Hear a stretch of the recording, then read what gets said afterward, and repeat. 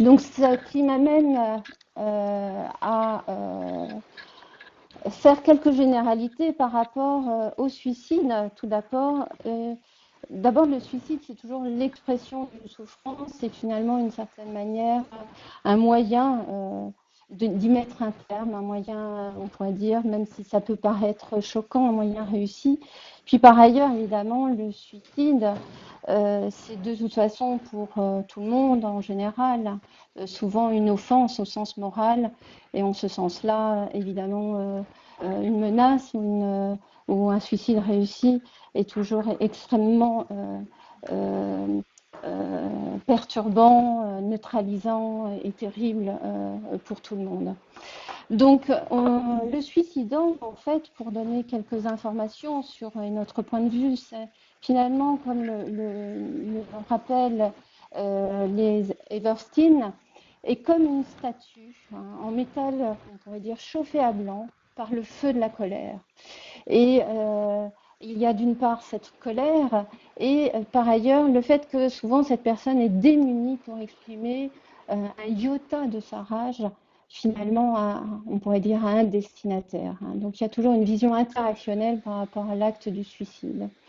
Et on peut dire que finalement à un moment donné, cette personne se trouve être dans une cage émotionnelle terrible avec à un moment donné, pour seule alternative, deux options en général, la folie ou la mort, si aucune porte ne s'ouvre.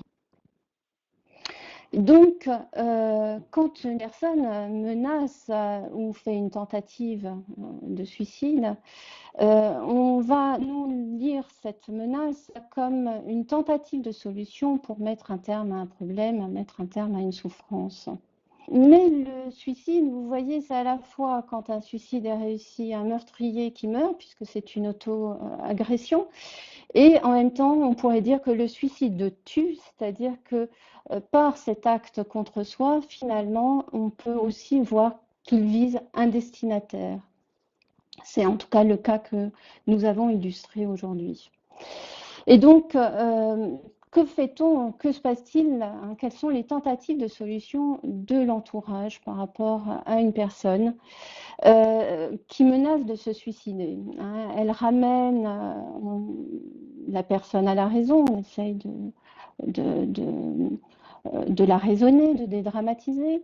Et parfois, on a tendance à minimiser ou à dédramatiser les menaces. Donc, face à une personne qui pourrait dire quand je ne serai plus là, ben, au moins il n'y aura plus de problème. Alors quoi, il faut se pendre ici pour se faire entendre. Si c'est comme ça, il vaut mieux se jeter par la fenêtre. Mais attention, quand on minimise ces moments-là, attention au risque d'une banalisation sur le danger de mort que cette menace contient, parce qu'elle est évidemment violente.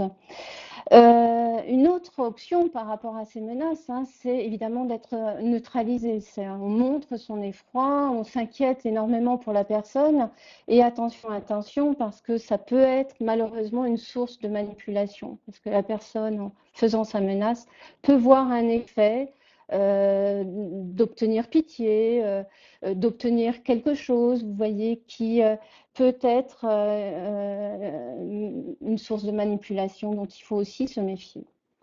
Alors, par ailleurs, que peut-on faire d'autre? C'est tellement dérangeant, on est tellement démunis et dans l'embarras qu'on peut éviter d'en parler, on peut faire comme si de rien n'était. C'est la raison aussi pour laquelle on observe souvent en entreprise que finalement, après un acte, eh bien, on ne fait rien, et, comme si de rien n'était.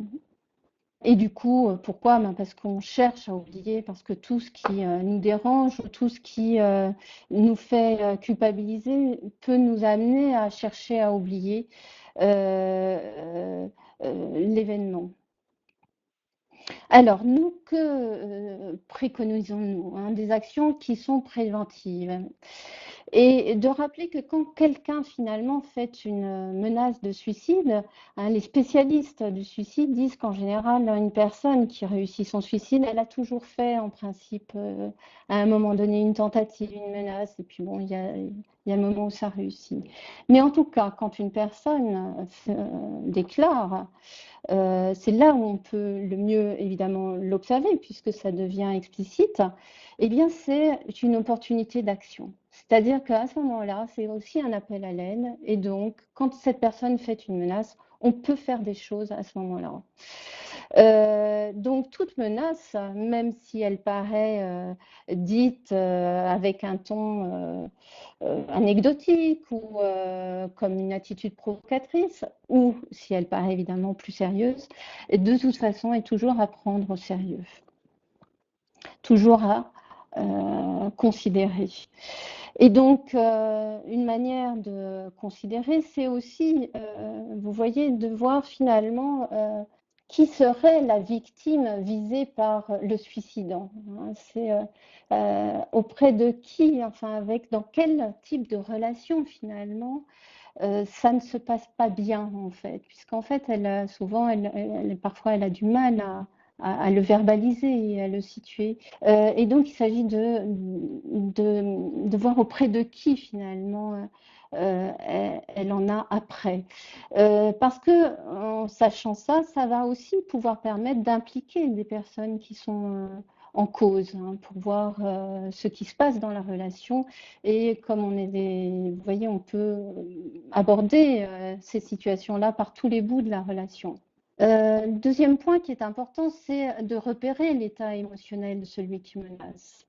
Alors, l'état émotionnel, parce que vous voyez, si la personne est dans un état où la souffrance fait qu'elle est dans une incandescence et qu'elle est bloquée dans cette cage émotionnelle, plus on pourra faire baliser cette émotion, plus on pourra la canaliser et elle sera moins active dans le sens de l'acte, hein, du passage à l'acte. Hein. Par exemple, la colère, hein, ça nous fait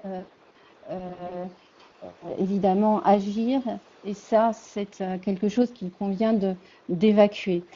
Et puis évidemment, quand ça devient, ou quand on perçoit que l'on craint que ce soit sérieux, il est important de relayer auprès des professionnels afin que ces personnes-là puissent, vous voyez, être prises en charge d'une autre manière.